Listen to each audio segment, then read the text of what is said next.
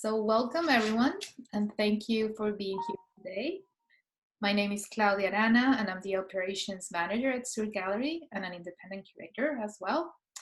We are very excited to open our 2021 portfolio reviews with these amazing artists, Mirna Chacín and Diego Narváez. But before I continue, I would like to begin by acknowledging the land on which Sur Gallery is placed, as is the traditional territory of the Wendat Anishinaabe Nation, Haudenosaunee Confederacy, the Mississaugas of the new created First Nations, and the Métis Nation. Today, the meeting place of Toronto is still the home to many Indigenous people from across Turtle Island. And we are very grateful to have the opportunity as immigrants to this land to work and present here. I also want to acknowledge government arts funding, all of which support our vision of a more diverse art scene in Toronto. So I would like to thank the Canada Council for the Arts, the Canadian Heritage, the Ontario Arts Council, the Toronto Arts Council, and the City of Toronto through Section 37. Now I would like to present the artist. Diego Narváez was born in Mexico and moved to Zug, BC in 2019. His work focuses on landscape painting while creating visual metaphors of how we as a society construct reality through sight and how this affects our relationship with environment. Like a flaneur, Diego likes getting lost in non-places in the city. It is here where he realized that the memory and oblivion are central in the construction of reality. He will present his work, Counterpoint Place.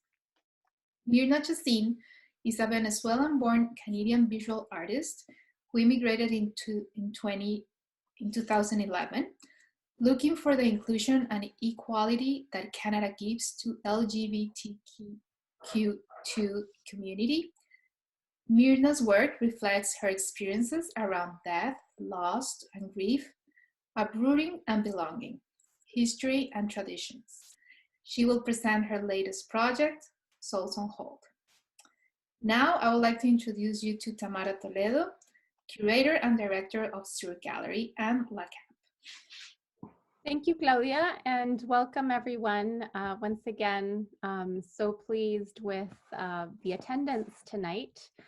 So just to give you a very brief introduction to who we are. We're a non-for-profit arts organization, and we're dedicated to the implementation of different art projects to promote Latin American art in Canada with an emphasis on artistic excellence, critically engaged artistic practices, and networks of exchange.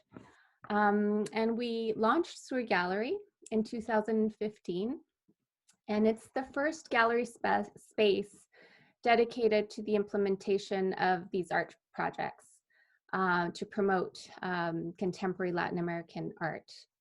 We aim to find ways to interpret and showcase Latin American art and offer opportunities for audiences to understand its relevance in today's global context. And so with that in mind, we've proposed to do these series of online portfolio reviews with Canadian Latin American diasporic artists to learn more about their practices, invite curators, other artists, and diverse audiences to engage with their work. So this would be an opportunity for us to ask them questions, raise discussions that might help them also develop their own artistic practices. So welcome again, and let's move along. I'm not sure, is it Diego first or Mirna first? Yes, Diego is going to start. Before he starts, I just want to remind everyone that this is a safe space and that all feedback and comments should be provided from a perspective. And yeah, we're going to have first Diego presenting his work, then Mirna's, and we'll have time at the end for people to ask questions from the audience. Okay, Diego, whenever you're ready. Okay, hey, thank you so much. I really appreciate your invitation. Thanks, Tamara and Claudia, for all the organization. And as you started this conversation, Claudia, I would also like to acknowledge the Suk people, which are the traditional custodians of the land where I live and work. And I want to pay my respects to their elders, present and past ones.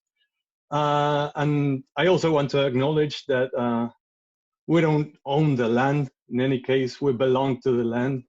And that has to do with what I do. And I want to share with you that in these following minutes. So let's start a bit of context. Yeah, my name is Diego Narvaez. I'm a visual artist from Mexico City, and I center my practice in landscape painting mostly, but I also do some drawing and photography and video. And I'm interested in the landscapes that are in continuous change and transformation, and these places that are always imposing like new rules. And as we can see in the world today, and with climate change and all what's happening, we can see that even if it seems that it's not connected in some ways from one place from another, nowadays we're realizing that everything's interconnected. So my work has to do with that interconnection that happens in many different levels. The landscape I have learned is not much to do with what really is out there, but with what we believe, what we have been taught or we have learned to see and to perceive. And this has to do with a culture which has been growing and developing ever since the human just got apart from nature and started contemplating the place and trying to figure who he was or who she was. So for me, this is central in the way I understand landscape, because for me, landscape is a construction, it's a cultural construction. And I want to make this evident because we sometimes take it for granted, the way we perceive our reality or the way we relate with our environments, being the city or nature. So what I want to do is to create open metaphors of how we relate with this environment. And I think nowadays landscape is a super radical tool because it asks for time. Painting is always a media that needs you to be quiet and just to stay and to observe the painting and to establish a relationship with the object. And nowadays, when we don't have any time and when we are used to so many torrents of images invading our spaces in a constant basis, the painting is like the opposite way, right? It just slows you down and it almost works like as a mirror, you know. And this way a dialogue can be created between the viewer and the object of the painting. So with this being said, I'd like to share my screen, and we can go and see take a look at the last series, or well, this is an ongoing series which I've been working in, and it's called Counterpoint Place. Let me see there. And this is the first painting actually, and it's been one of the largest paintings so far. And it's one of Victoria here in BC. And when I painted it, I was visiting BC, I wasn't living here. And I was amazed by this building being demolished, but the facade was being kept because it's a heritage building. And I didn't know when I was doing the painting that it was being demolished for super high-end condos to be built in there, and now they're selling them for don't know how many millions. So what I want to say is that I like these places that are always in transformation, because as I'm painting them, I don't know where they are going to go. And then it relates to what is happening in time. And that's fascinating to me. For example, I've been painting urban ruins for years and years, and then all of a sudden I go back and that building is gone, and then a new super shiny building is constructed, right? But I'm interested in the story of the of the ruins. Sorry, I find them like as if they were alive. They are like constantly talking, and don't know, like vegetation starts appearing, and so I like this movement, which is, yeah, it's like they have their own lives. And this is a sub-series within the series called Glacier City. This is the fifth one from Vancouver. So I'm figuring, or I'm imagining, how would many cities would look like if they all of a sudden would be standing on top of a glacier. And even some of the cities are just, yeah, stranded in the ocean. This is another view, for example, from English Bay. So in this series, I like to counterpoint, as it says, urban and nature, urban environments and nature and natural spaces. So it's like a game of yin yang, so to say. I choose places in the city, and then I insert or bring natural elements in the city. And on the other way as well, I go and sketch or draw directly, or take photographs, or take video, or just observe and have the experience of the place, of that natural space. And then I go back in the studio and I start painting that space. And then all of a sudden I realize that, okay, this urban element would work there. And I start playing with this clash or collision of elements and places to create metaphors. So in some cases, there's like a more or less clear message, and it can be sometimes even political. But in some other cases, like in this painting, for example, it's more onirical. No, it's more it's even more abstract. And actually, this place doesn't exist. This was just an imagine. It came from my imagination. So what I want to say is that I don't always like sending like a one linear and clear message, but just to leave some notes for the viewer to complete, and to, yeah, maybe do their own story. For example, this painting is also based in Victoria, here in BC, and this building was burnt to the floor. And when I first came, I looked at it, and it was just so powerful, the image and the smell, because it was still smelling of smoke. And so I included the waterfall in the center, right? And it's like opening a dialogue between fire and water, and don't know, life and death. And don't know, it's really interesting to see people's reaction when they actually know the place.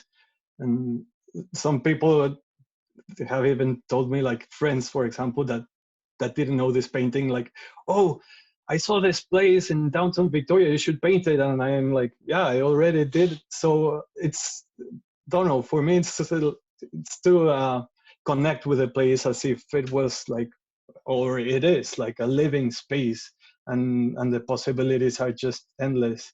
And yeah, I just want to create these messages, or these metaphors, where we can just set our imagination and fly away. And some people connect with it, like, as I was saying, in a political way, and some others are like, oh, this is surreal, or oh yeah, I had a dream like that. So I just want to leave it open for people, and depending on their background, they will connect in different ways. This, for example, is a view of empty lots, or well, it's just this old shed, and this is in Zug, and the buildings are from Montreal. So sometimes I do use places and objects that exist, and some other times I just invent the whole thing.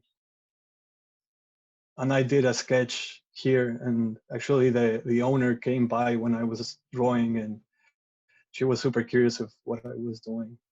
So I love this interaction, is that it's not only the work in the studio, but what actually happens in that specific place and time. And for example, I have painted in Antarctica and Iceland through artistic residencies.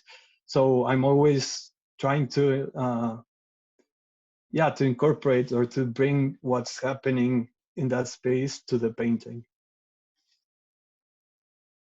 This is a noise log, which here in BC is like really, really common when an old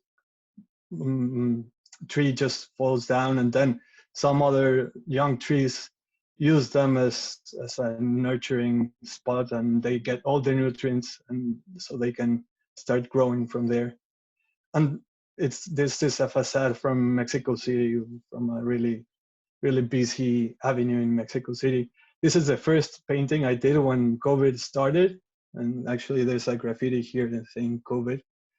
And sometimes I hide some meanings or symbols in the graffiti, and because I think graffiti artists are some of the few people that really take notice of what's happening in those buildings, and they keep a track, and they interact with this story that's happening in the buildings, whereas many people just go from their home to work and then back, and then all of a sudden after years and years they realize that building was there, or when they take it down it was like, oh, what was happening there? So I believe that if we don't observe where we are living and with the environments that we relate with, they slowly start disappearing, they fade away. Whereas if we observe them and we resignify them and we interact with them, it's a continuum, and life keeps going and going.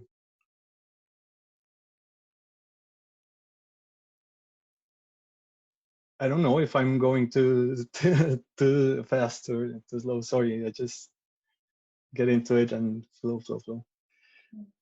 And then this last, this, for example, is from Iceland, and from one of the residencies I did in 2014, and the factory is LA, for example, and I just love the image of this factory like stranded in the ice, as if it was like an old ship going nowhere. No, it's just in the middle of nowhere in a fjord. So yeah, people can start making some stories. And then if you have noticed, there's no people in my paintings, and this I noticed because I decided to do it early on in my short career, and it happened because if I started painting people, then right away the viewer would connect with a person, and then a narrative and a different story would emerge, instead of feeling or believing that we're there, and what do I feel, not that character there, but what would I feel if I was in that specific place? What would I do? Where would I go? What would happen next?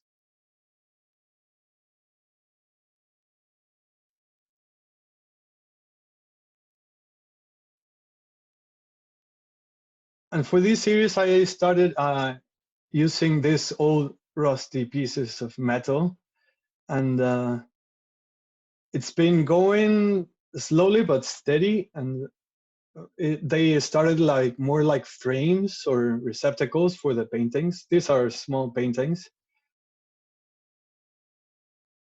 but I'm taking it like really, really peacefully, because I don't want to do like big steps and start doing installation with these sorts of materials, for example. But yes, I'm planning to do some assemblages and to see how these pieces start connecting not only in the, or supporting not only the composition, but also the meaning or the concept behind the pieces. So yeah, these are materials that can be found in urban ruins, for example, or that have some story. You can see that time has gone through them. So I like the way they relate with the paintings.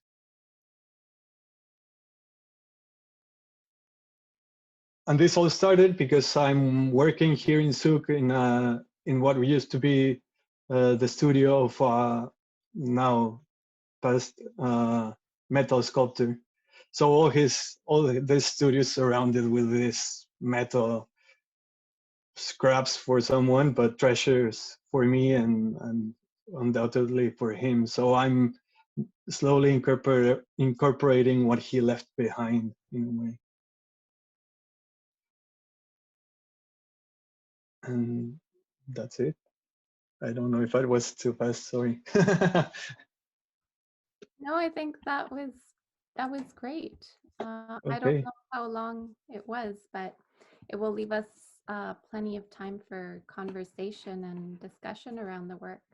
Yeah, I'm much more interested in talking with every one of you, and for sure Claudia and Tamara, I would love to hear your feedback. But I think this is the nature of this event, no, just to have some open the dialogue and to start discussing.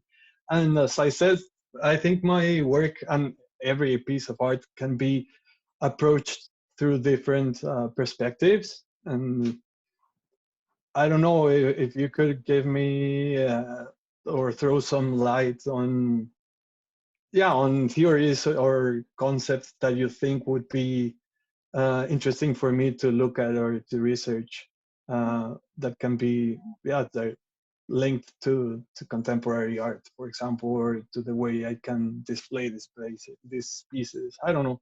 There are many things that can be talked about. Yeah. Thank you so much. Thank you, Diego. I'll stop sharing my screen, right? Yeah. Good. Great. Perfect. Am I on mute? No. Okay. Yeah, thank you so much for sharing that with all of us. I think that was quite thorough and gave us an idea of your practice. A lot of things came up. I mean, I had seen your portfolio prior to your explanations, and I really enjoyed how you constructed this narrative around the works, because I sort of had my own narrative after seeing them and creating my own metaphors and constructing my own transformations, as you call it. And I think what was interesting is this sort of duality between the urban ruin that you call and the landscape itself, the natural landscape in which it is placed in isolation without the human presence. Not saying that there was no human presence, because I think the machines, the buildings themselves, the ruins reference human presence. It's evident that way. But this total complete isolation, which is so it reminiscent of what we've experienced just recently with the pandemic. It brought memories from the first few months of the pandemic, when we all went inside, and you would see, the streets of downtown Toronto that were completely, bare of human presence. So it really touched on sort of those feelings of disparity, of uncertainty, and this sort of apocalyptic sort of idea of what would happen if there was no human presence, and what would be the remnants of us within a landscape. And those sorts of things were the narratives that I was constructing when I saw these paintings. And it made sense because I also looked at the dates for the paintings, and they were all, you know, within 2020. So that's sort of how I was reading, I was reading the paintings. And I was also interested in asking you whether, and I think you touched on you did mention whether you painted on site or not. You did say that you would return to the studio, but I found it, because in your statement you talk about being the flaneur, and this is a very you know, modernist conception of being the flaneur, and a very Eurocentric conception.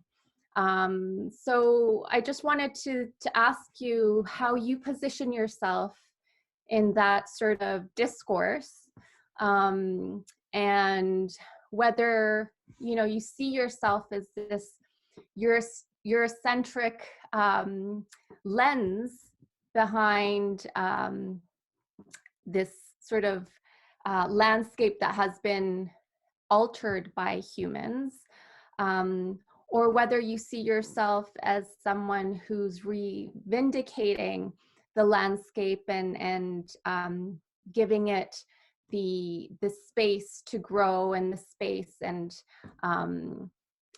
for nature to rise up from destruction. Okay. Yeah, that's a great question, or many questions in one. Thanks, Sorry. Tamara. No, it's amazing. I think that all of us relate with environment or with our places or settings in many different ways even throughout the day, no? Or in different situations. You don't relate with the same with your city than when you're a tourist, for example, no? So it's the same way for me.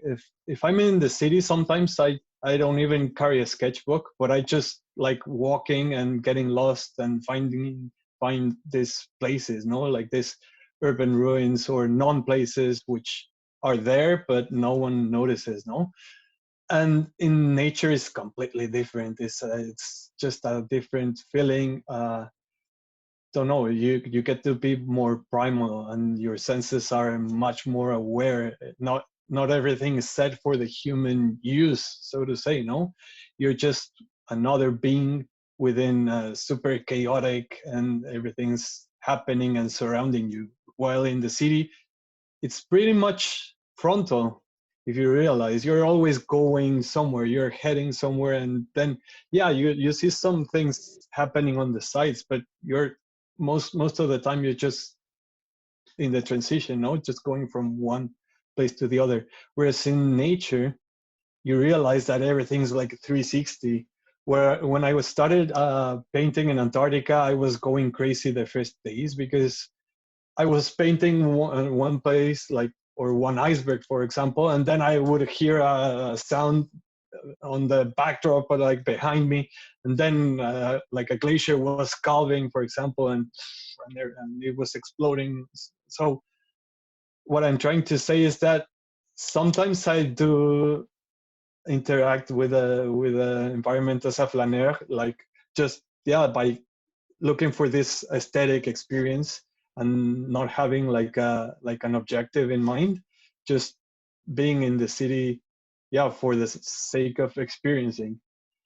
But there are many other times where I just go, for example, in nature, and I'm looking for one specific kind of tree, for example. And so I in this case, I am more like a scientist or a biologist almost, no?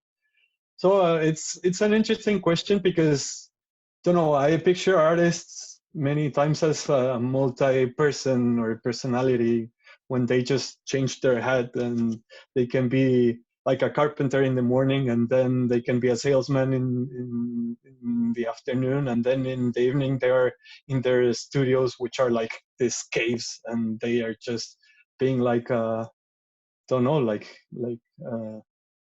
how do you say, or almost like, yeah, like scientists again, no, and mixing and doing some chemistry and doing some magic, yeah, like magicians. So it's interesting what you say. Yeah. Sorry if I went many other places, but yeah. No, that's great. Thank you for your response. You were asking for some places where you could, you know, research or learn more about yeah, or texts that contemporary you think that would be relevant. Yeah.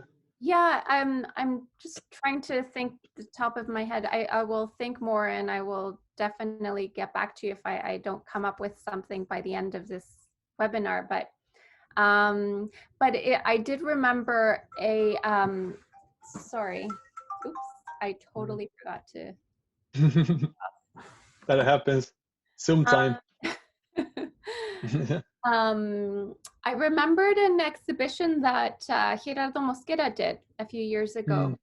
It's called Lost in Landscape, and it's a it's a new vision of landscape painting in a contemporary modality. So I'm sure you'll get lots of, if you look for Lost in, I'm pretty sure it's called Lost in Landscape, with Gerardo Mosquera as the curator, you'll see some inspiration. Perfect. Hey, thanks a lot. Okay.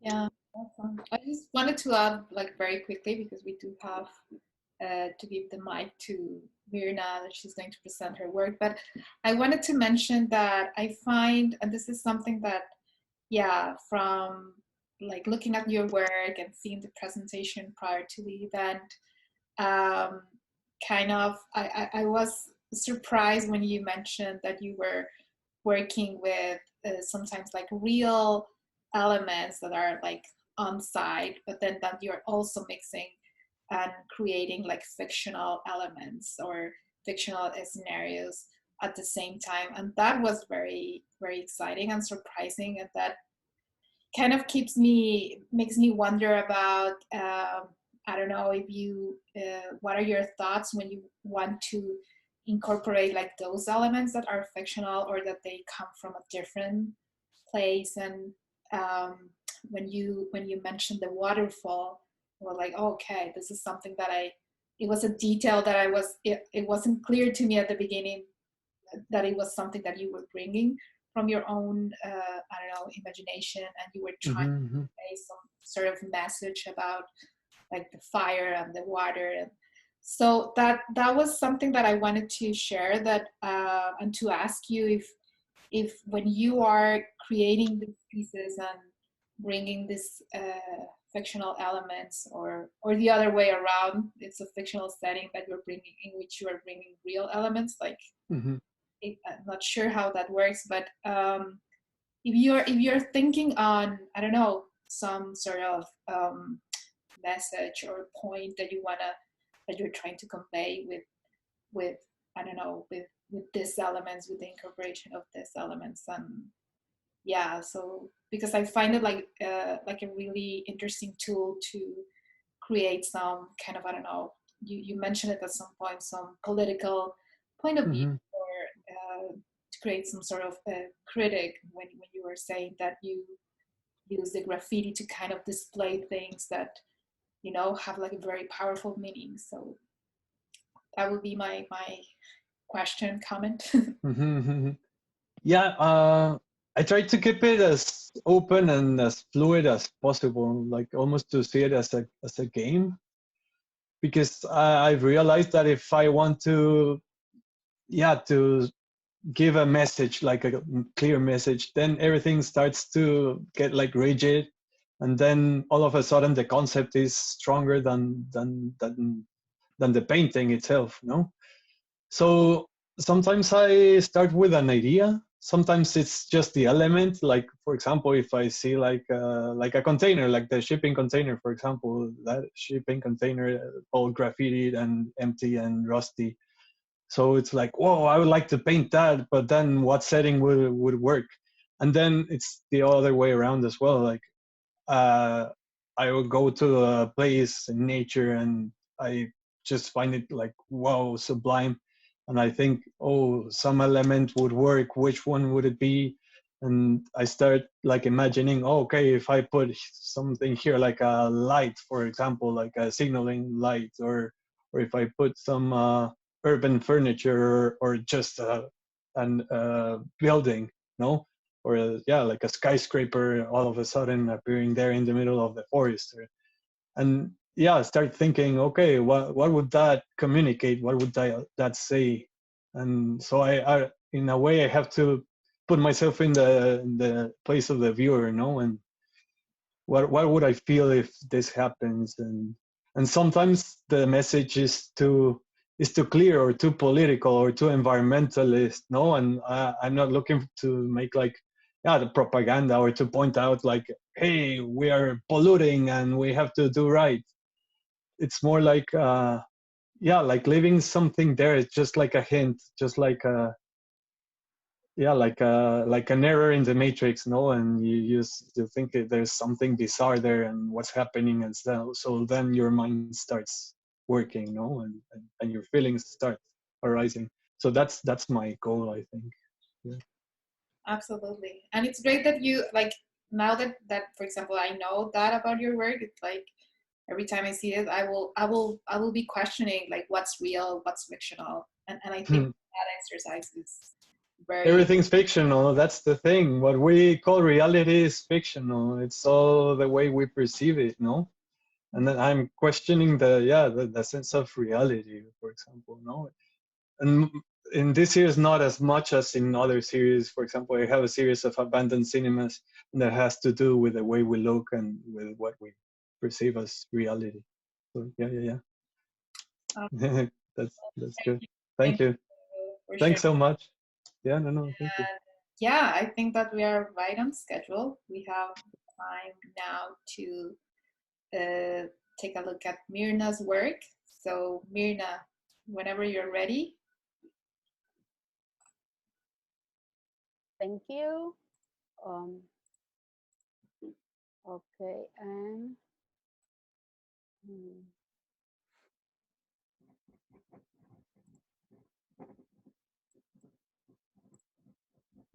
okay.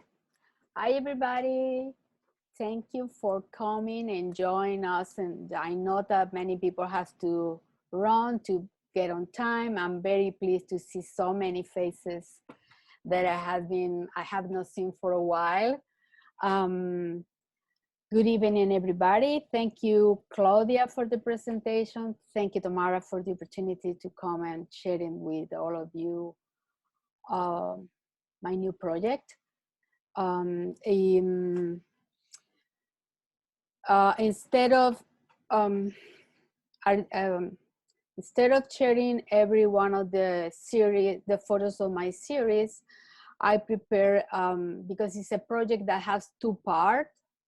So I was afraid not to have the time to present it. So I did a very short slideshow. But before that, I wanted to talk a little bit about the project, which is why it's in two parts. One part is a series of photos that I did during the lockdown last April, and then continued to the summer. And after that presentation in a collective exhibition for my home country, the Maxur, I came with the idea to do the installation and interactive part with this series. So said, the first is I wanted to invite you, all of you, for a moment of silence. I promise it won't be so long, but thinking about all what we have lost during this time. Not only the many lives losses to COVID, but we have lost all the losses, or the people that lost their life, and what we lose. So I'm gonna take a a minute or silent. Start now.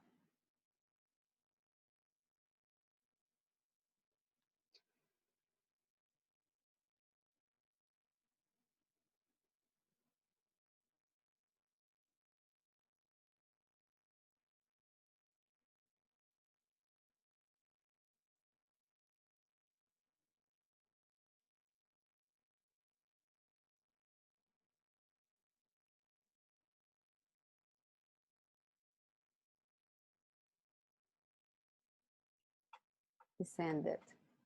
Thank you. Is everybody listen well? Are you listening? Okay. I'm sorry. I started this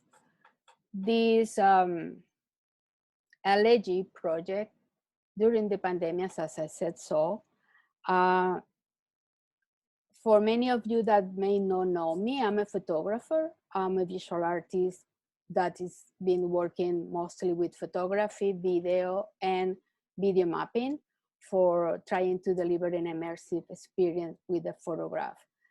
In this case, and the other thing I wanted to state is that sometimes I may have an idea of what to do, but in general, I do not choose my thing. They choose me. It's because they are related what I am living at the moment. So I would say that all of I have done all my life have to do with my life, especially life-changing experience. So in this case, I was developing a work around cultural grief as a migrant. And then the pandemic came and changed it all. And when I started to see the news about what was happening around the world, I decided that I cannot do any other that work around loss and grief. And why that? Because, and why an elegy? Because an elegy is a poem that invite to reflect about loss, about the death, and is a way to make something beautiful for what is a very sad moment, a moment of sorrow. So at the moment at the lockdown in April, it was so devastating, the news about people dying alone. And especially because at that moment, we all knew that we were all grieving, because we humans grieve for everything that can be lost, like a job, like our lifestyle, like our dreams, like stability, our home, family home, when we knew that, oh, family was destructed, etc. And we grieve for our culture, our home country when we migrate. And all of them has a degree of grief, but nothing is so deep and cause so much pain like to losing a loved one. And I learned it because it happened. Nothing prepared to you. Nothing. You can read about it. You can look what somebody else has experienced, but nothing can prepare for that.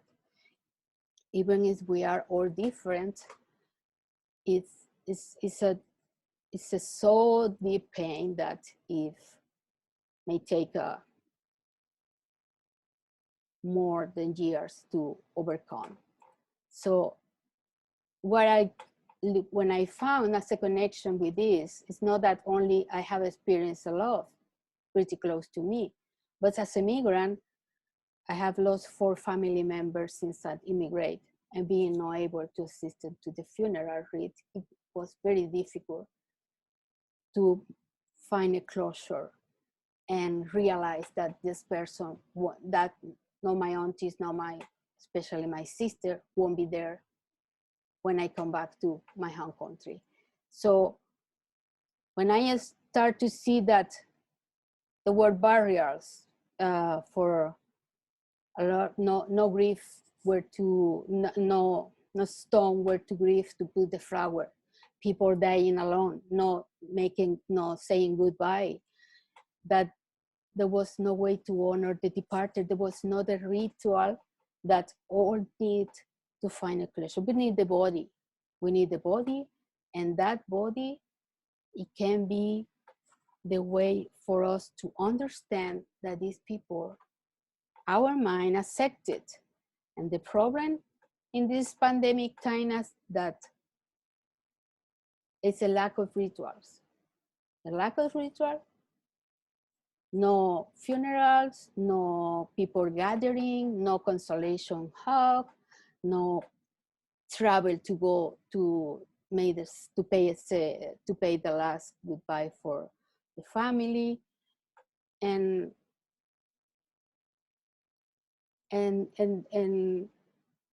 it's important to acknowledge that despite that isolation has saved a lot of lives, at the faces of the people that is grieving and haven't not able to say the last goodbye, it's just double grief for them, because it's like they are not existing and they pain neither, because they cannot have the connection with the family or the others. So this is my motivation for this elegy.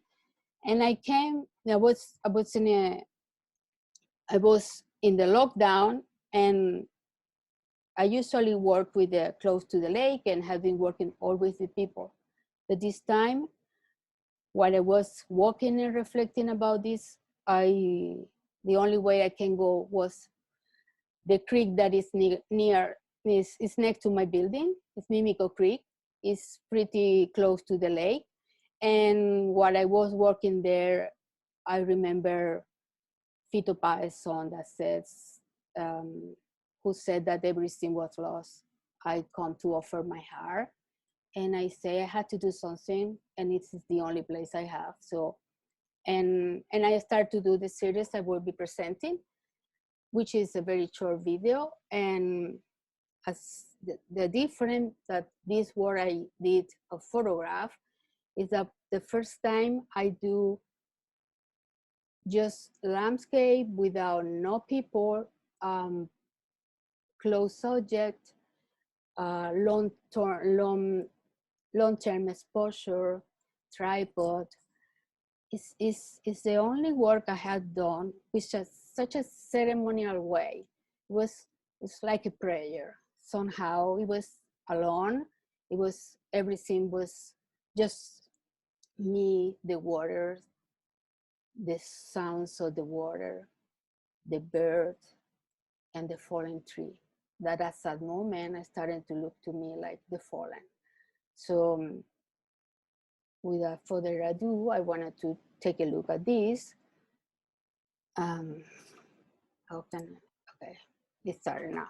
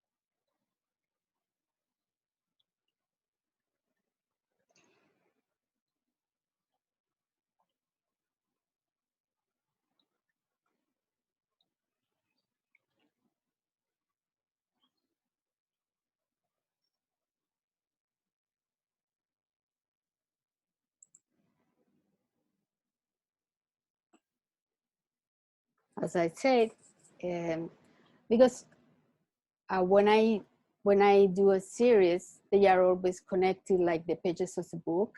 So I cannot imagine like one without another. Sometimes it has to be the group. And I wanted to put you in the mood of the moment, the silent, and just the nature and you. And the thing is, when I presented this in the collective exhibition called Confined Body last year, one of the presenters, Professor and poet Victor Fuemayor, told me, "Oh, Mirna, that metaphor about the life with the river remind me Jorge Manrique's elegy for the death of his father." And I was not familiar with that. And I looked at that, I read it all. And actually he was the one that read this first. This is the third poem. In Spanish is Las Coplas de Jorge Manrique a la muerte de su padre. In Spanish is the stanzas on the death of his father. And when I read the book, and I read the poems, the whole, is an invitation for reflecting on life. Because the fact is, everybody knows we have a day with that. So everybody's going to die somehow. We were grieving lose. But what this gave me was the idea that I was doing was like a scenery for other grievers to come, and it's like a place for pay honor to their relative, to maybe give a testimony or whatever they need, but because somehow make an acknowledgement of this double grief this pandemic time is living or the grievers.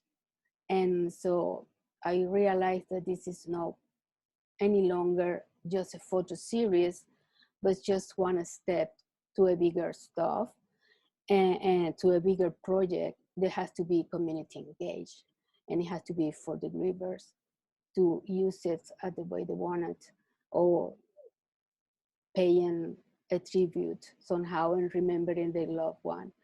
And what is very nice about Jorge Manrique's stanza for the death of his father is that the end say that everybody wanna live, and especially he reference of his father is any loved one will live as long as the memory, as the weepers remember and remember the life they have with them. And this is the secret for the eternal life. It's not just that it's a good Christian, and that is what you live in a life of purposes, but also because of the people love this person. And also that the importance to be surrendered by love when you are in your sick and about to leave. That's one of the more discouraging part of this pandemic is people dying alone. There are the family suffering because they don't know how is that the dead one, the loved one is suffering and not because we're unable to stay with them. So that became, after that reflection with this Manrique, I decided to go with a mapping projection that I had worked before, and use this photograph as to build in a stage, like a dreaming stage. And initially is presented I present the project for the Artworks Toronto, Artworks TO, the City of Toronto, and it was choose to be exhibiting in a mall in West and at Etobicoke. And I imagine this immersive space with the souls meaning the photograph of the people, okay, like this, that you won't see it unless you use an augmented reality feature. That was a double intention. First, that you find this like a kind of dreamy surrender, nature, the river, and the sound of the river too, and you reveal this, that you are surrendered but souls. And these souls is going to be in a portrait in color, and it's going to be changing.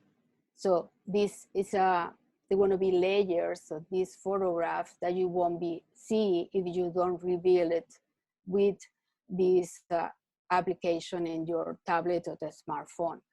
But also there will be an interactive part in this, which is you can touch a portrait and then you see a series of photographs that Griever will lend me to tell some story of their loved one. So it's not just the face and it's just the name or the death. It's that it was somebody that had a family, that have some people that love it.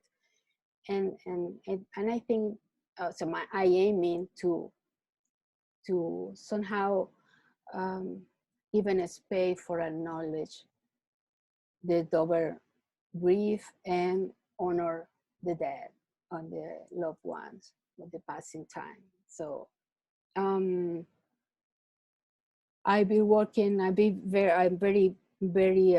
lucky that I have two good collaborators that are Diego Camacho, which is helping me with the augmented reality features that is going to make possible the layers of photograph and portraits of the loved one that has departed, and ABBA Animation and Visual Art, which is very grateful, offered to help me with the mapping projection that make it in the floor and in the wall and make it more immersive experience. So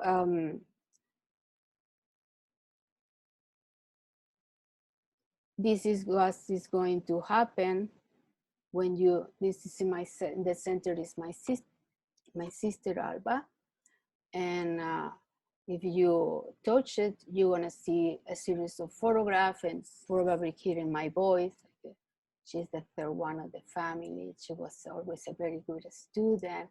She wanted to be a lawyer like Portia in the Venezia Mercader, but she had an accident that she lost everything she had, and even the capacity to talk, and has to learn it again, but never lose he was a fighter, and it was a mother to me, because never give up and start a new life, and even if she couldn't talk, but just couldn't make it as a lawyer again. So it's kind of story like this, which is I aiming Grievers tell and use it for them, because this is no longer my project. This is for the community. This is for the Griever, and in a humble and loving, in the lower memory of them and my own losses is then of course my sister didn't die during pandemic. It's just my empathy to the condition of the grievers in this pandemic became as a migrant that needs that.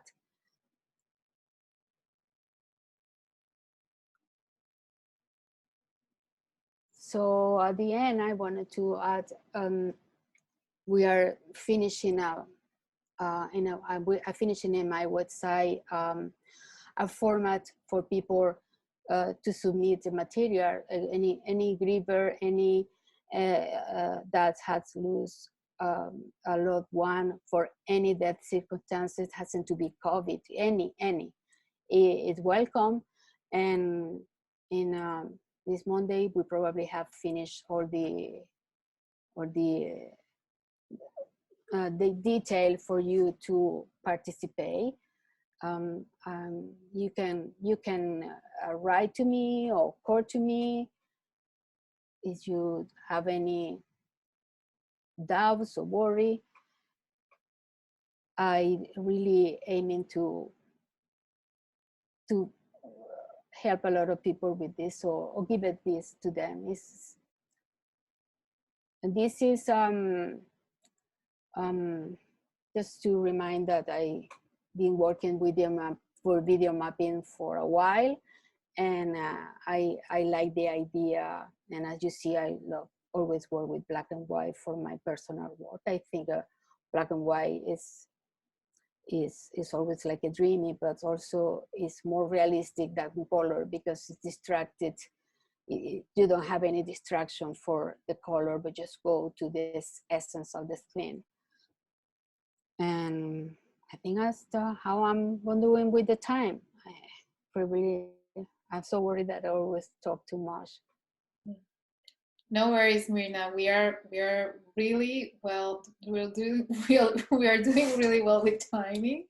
But So if you want to add something else, and then Tamara probably will give you. Yeah, give me a second. I wanted to come back to the format. I mean,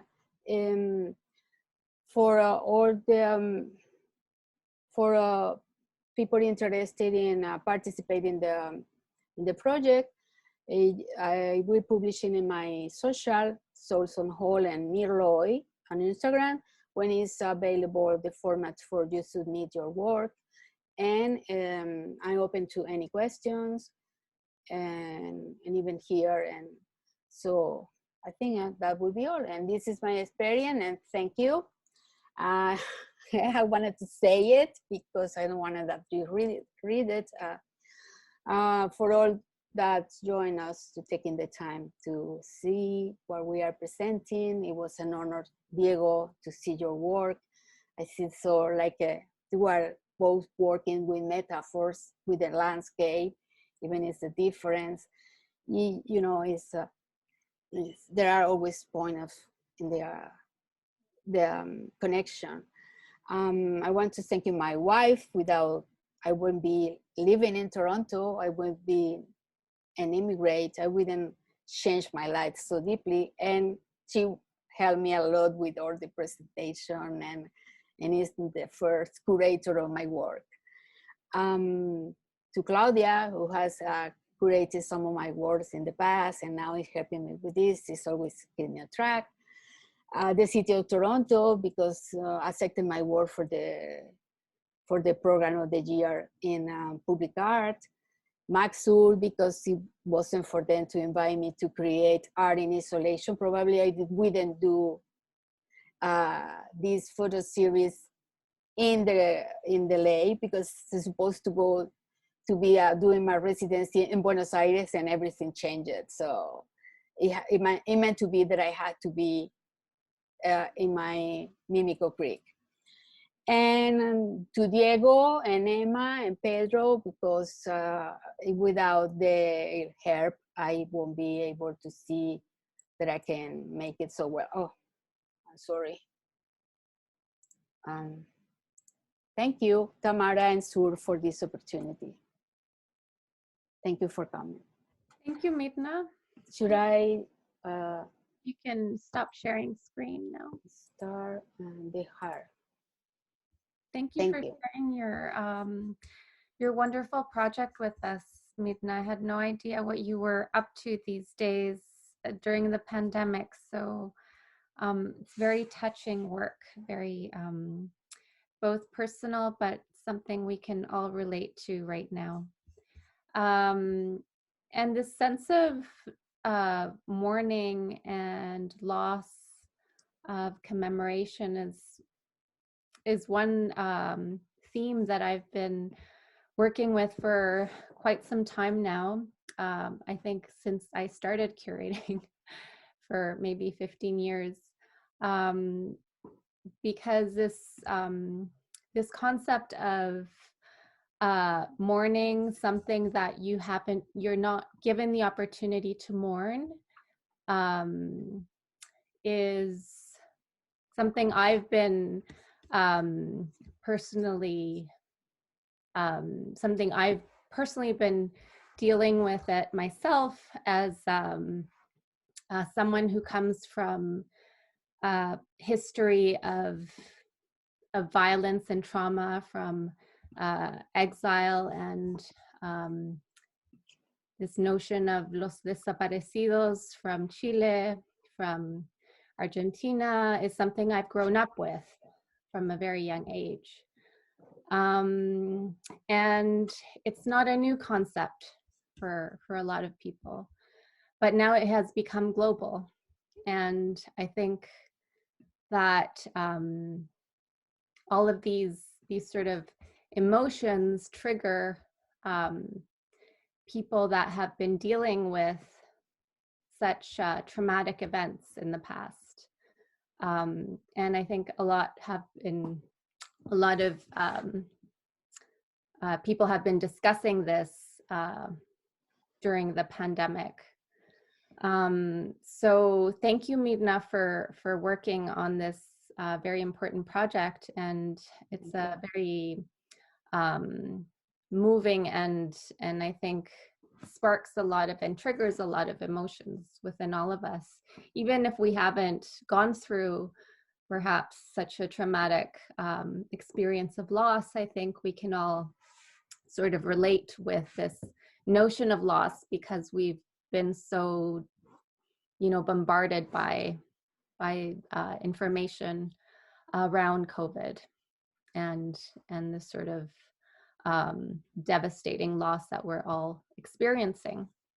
I did want to ask you more like technical questions regarding the piece, which I didn't quite understand how it would work with this sort of interactive idea of asking people to share the story and image of someone they've lost, and how that interacts with the piece, the immersive piece of video mapping in the gallery space. Like, how is the connection? How does it work? Like, I'm not quite sure how it works. The first is to gather the grievers that are mourning or weeping someone during this pandemic, starting for not only, I said, any death cause. It can be someone that couldn't travel because it was an immigrant and couldn't travel, or it could be someone that has to suspend the funeral because of the isolation, or someone, whatever. So first is to gather this and give it this offer of love I give it. It is not mine. This is the scenario for you. If you give me, I help you to build a small memoir with this photograph, and in this immersive space, they're going to be there, but you won't see it like you don't see your souls, because I believe I believe my family, I believe my sister is near to me. They are with me. They are always in your heart. You don't see it, but they start always there. So that's why it's going to be using a layer of done in augmented reality. And I can invite Diego that was over there to explain more, but you associate the photograph that was projected with the images or portraits. So when you put the application, they will reveal this photograph. It's a layer which is invisible to your eyes unless you use an application of augmented reality, because augmented reality is to put digital information in a space that you can see it without some application that help you to reveal this. And that's the idea. And then you have see, and then you punch the photograph and you can see the story. And you can hear, because I'm asking people to write or or record the voice. And you will see it on the screen of the gallery space, or will you see it on your iPad, for example? And your iPad only. You won't see it in the world. You come, you see just, wow, it's a projection. And, you know, I have seen the experience. The people go inside, take selfies, but this time they will need the phones to reveal what is there. Okay. That's why it's interactive too. Right. Okay. Thank you for the No problem, no problem. I can share again the screen to show it if somebody have Claudia, have do you have any questions? Yeah, well, I just wanted to, to add that, well, I have known a little bit more about the Nunes process, and I find that it's very clever the way that you are using like different layers within your project, within the whole installation, to create that sense of what you were just mentioning about how the souls are something that we usually are not able to see, but they're there.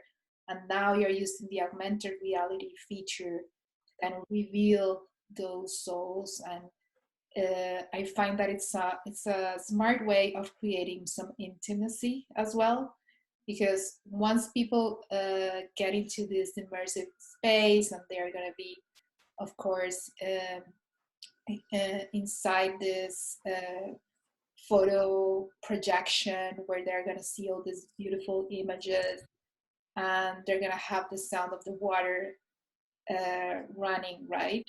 And then they can use with their phones or with a tablet that could be provided. They could actually start to discover that there are all these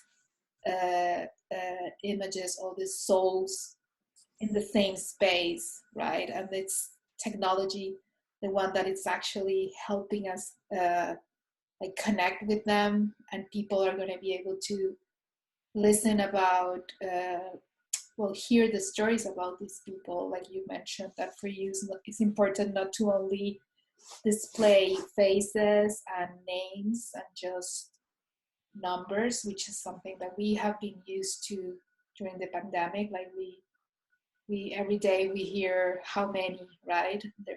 And it becomes something, I'll say, a little bit more distant. But when you are able to actually look at the face of this person and listen to someone who is grieving, who's mourning, and is sharing something about the life of that person, it creates a very interesting intimate connection, and I find that very powerful. So yeah, I think that this project works very well in different levels, and now that you are telling us that it's going to be part of the Toronto's Year of Public Art, it's something that definitely I look forward to visit and to experience in person. And I know that you have been working with different communities and doing partnerships with people and getting into groups of people who are grieving and mourning and going through all this process. So I think that's very, very valuable, that you are really going in deep and connecting with people, not just creating a display of what's happening, but really establishing a relationship. And I know that must be hard, because it is very very hard. And I know you had a personal loss as well, so I really want to congratulate you to have, like, you know, the strength to keep going, and to at the end, I think you're trying to put this in a very I would say positive and hopeful from a hopeful perspective, so people are, you know, in a way feeling better and being nourished and being comfort from all of this. So yeah, that's what I wanted to say. Thank you, Claude. Thank you. I aiming to help somehow. I cannot be. I mean, I don't want to. I don't want to pretend that it's a solution. That is that it can help coping or helping to do a closure. I don't know. I aiming to learn this. I'm very humble at that. I'm trying to be very respectful and no imagine that this is a solution. This is, in most of the cases, it's give it a room for weeping and for honor your departed loved one, for acknowledge your double grief in this time. I hope this idea of made this sanctuary somehow or memorial also invite people that go there not only aware of the losses around of life and the people that are suffering, but also reflecting in the life, because this is a time when we are having the time to reflect. We are having the time for silence. We are having the time for I mean, our lives slow down. Normal life is slowed down. And even if we are, or many people, because somehow I think if it wasn't because of that, I may not have been doing this. This is something that I didn't choose at the beginning. This is just me, and I'm like the artisan that is in charge of this. So I'm very thankful for the people that are already, the grievers that already shared their stories. I'm reading a lot of messages that's so beautiful here. Thank you for all your messages. Thank you. Please share. Please, if you know somebody, invite it. If you need to talk to me, if you have to call, I'm be always aware. It's a very moving and touching project, but is, as I told you, it's not mine, it's yours. Without you, without your grief, it wouldn't exist. That's great. Thank you. Yeah. We do have some comments and some questions in the chat. So I just wanted to give the mic actually to, we have a very, very special participant today, which is Ruth del Fresno Guillem. Is someone that it's been very close to Sur Gallery. She's well, I'll let her introduce herself actually, and she has very interesting questions for both for Diego and Mirna. And the rest of you, if you have any questions, you want to put it in the chat, I can read it for you. Or if you want to open the mic and ask afterwards, you're also more than welcome to. So Ruth, whenever you're ready. Hello, how are you? Thank you for introducing me and for allowing me to be here. First of all, thank you to the two artists that the work is very beautiful, very interesting, a lot of material to think. I am an art conservator, so I am always the bad guy here. I am the one who asks questions that put you in the spot, but that's not my intention. When I ask, it's only for reflecting, it's not to criticize. So please don't take my questions as a criticism, but as another point of view. And you don't have to have the answer. Not knowing the answer is correct. Okay, so I will start with Diego, if you don't mind, because with Mirna I have so many questions. So I will try to be concise. Diego, thank you for your presentation. My questions are about materiality.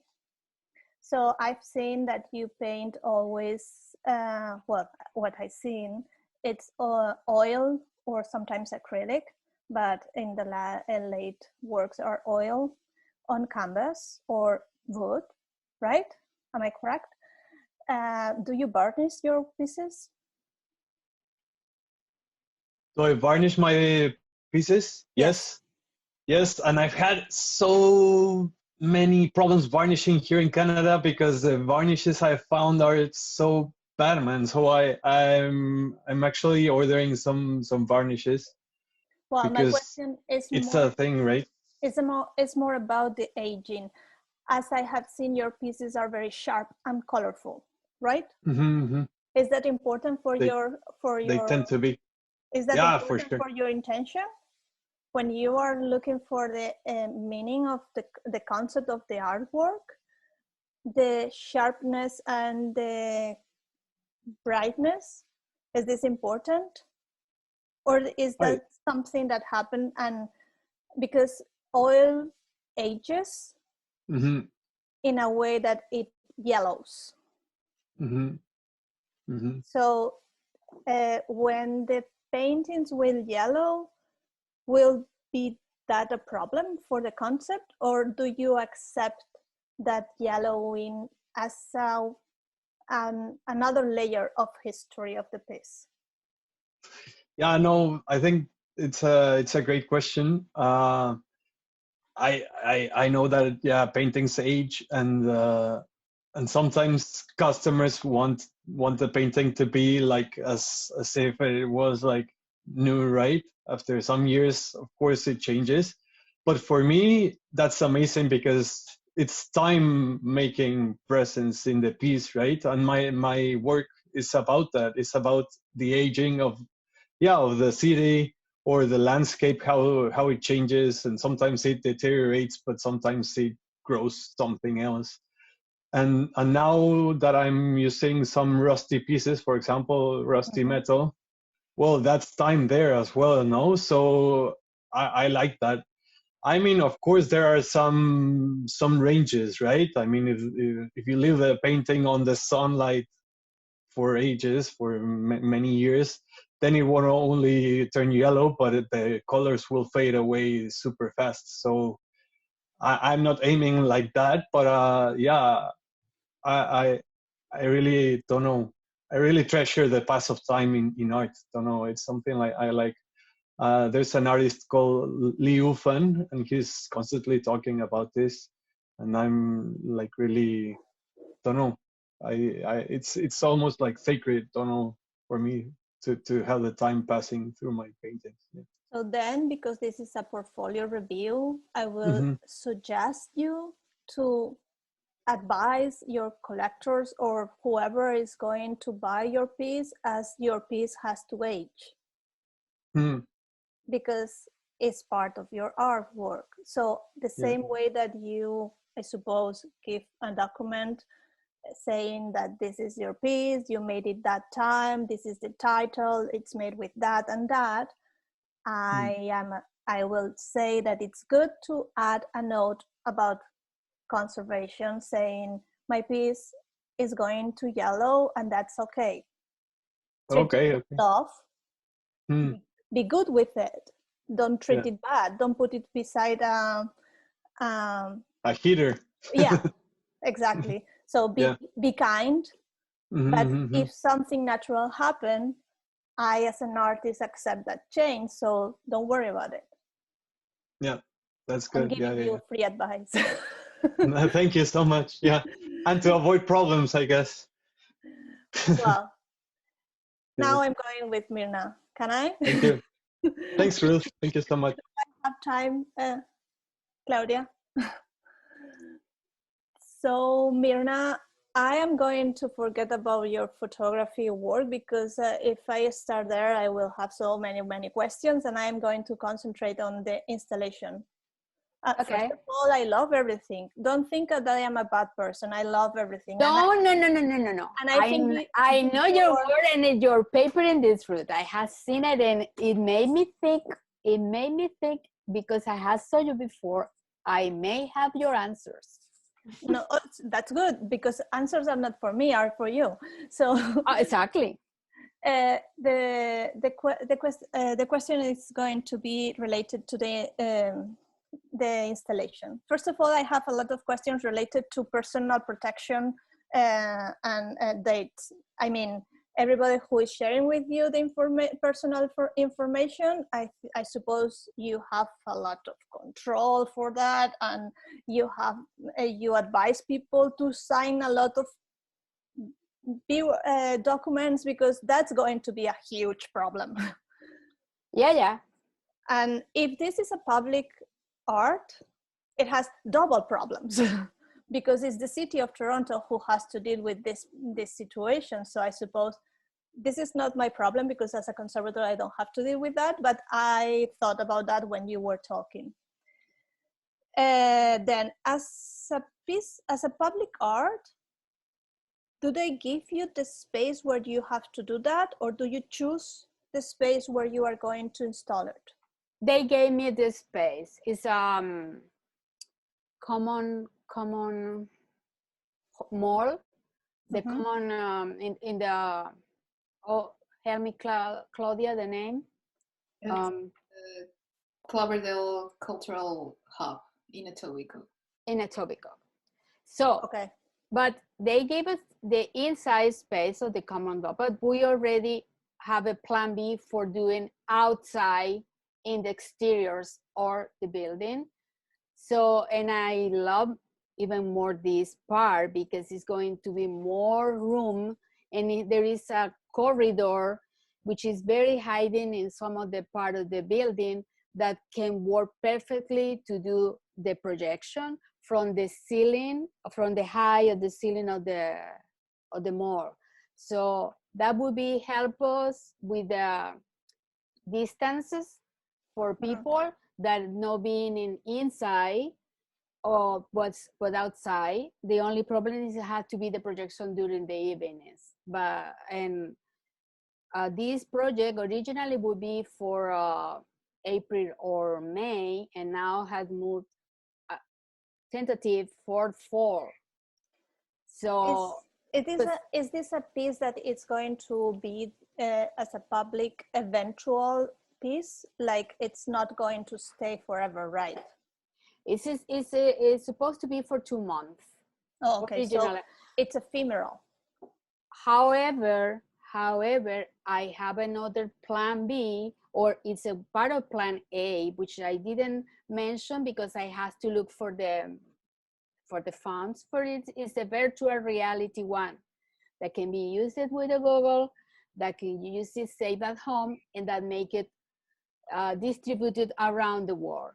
Because I didn't tell, but everybody's welcome. It hasn't to be from Toronto or Etobicoke or Canada. Any griever around the world can join and do it in the eulogies in the modern language. So do you have a virtual version that is going to work online? Yeah. So if this with this I can invite Diego to talk about it, but this is using this device Google. With the Google, exactly.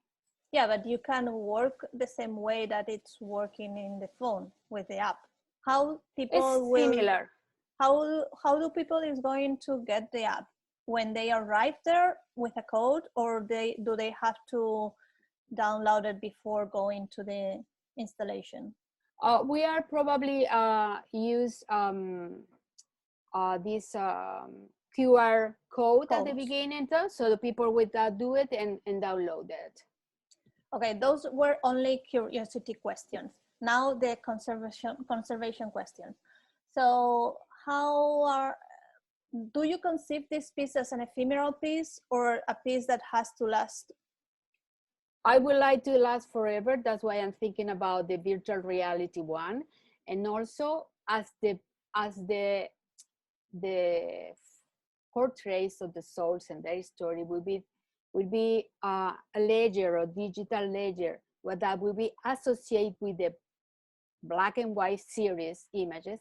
If I do a book, or if I do some kind of fanzine, if you put it there, they're gonna be there. So there is a way to translate this immersive project to a printed one or to a virtual reality one. That is the one that aiming to do more forever. So then there is a big question about conservation, because anything that is time-based, media-based, it has a problem of obsolescence of the technology. Yeah, but we should probably will be outdating that as always, and I aiming that maybe it can move it around the world for installation, because I don't have to move it then. It's just the videos. And yeah, but it's not that easy. It's not just videos. Yeah, well, I aiming. I mean, have you Diego Camacho, right? Diego is the one that is collaborating. Diego, can you talk about it? I can say a couple of things if there's any questions. Do you have any strategy to preserve the piece?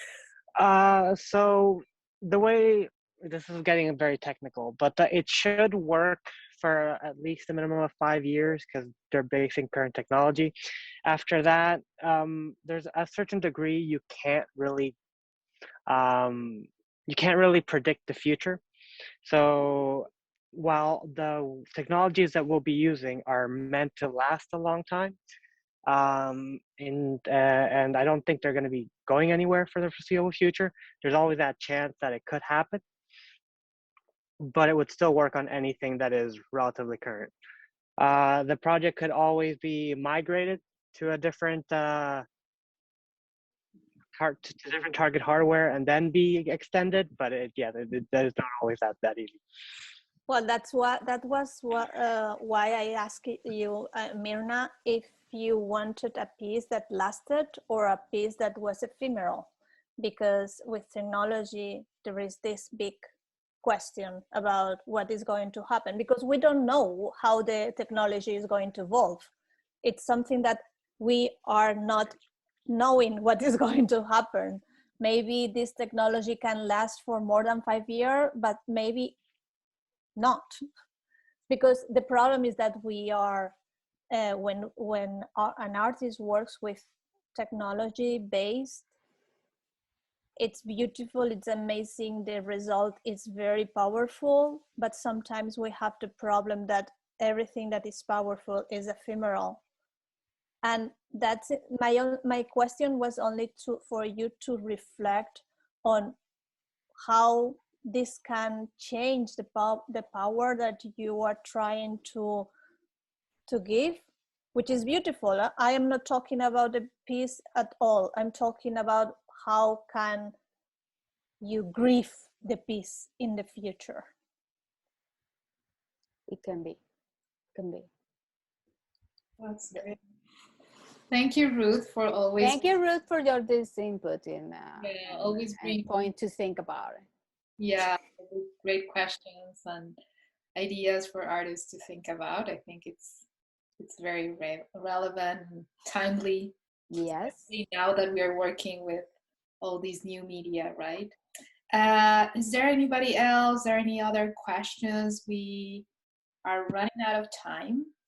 If there's anything else that people want to share, I think it will be a good time to do that. You can open your mic, or if not, I will just read very quickly one comment from the chat, and then we can wrap up the question. So this is from, and I hope I'm pronouncing it correctly, Mo Qureshi. She says that loss happens in so many ways.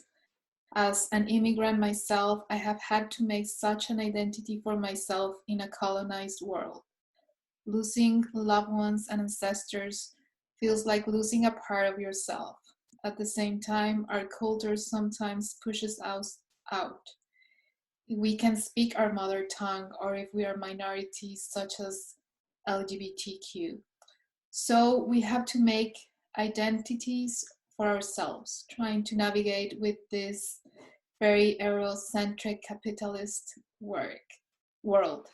Thank you both for allowing me to contemplate how many of our stories are shared, similar and profoundly beautiful. So I think that's a great comment and thought to wrap up this session. And I want to thank everyone who joined us and who shared their comments. It was a very active chat. And thank you to the artists, to Ruth, Tamara, and everyone who joined. We will be uploading this session on our virtual platform by next week. So stay tuned, and we'll see hopefully everyone pretty soon. Thank you. Thank you, Claudia, Tamara, Bye. Mirna, thank you so much, and Ruth. Thank you, Diego, for sharing. Thanks the story. everyone for joining. Bye. Thank you. Thank you, everybody. Thank you. Bye-bye. Good night.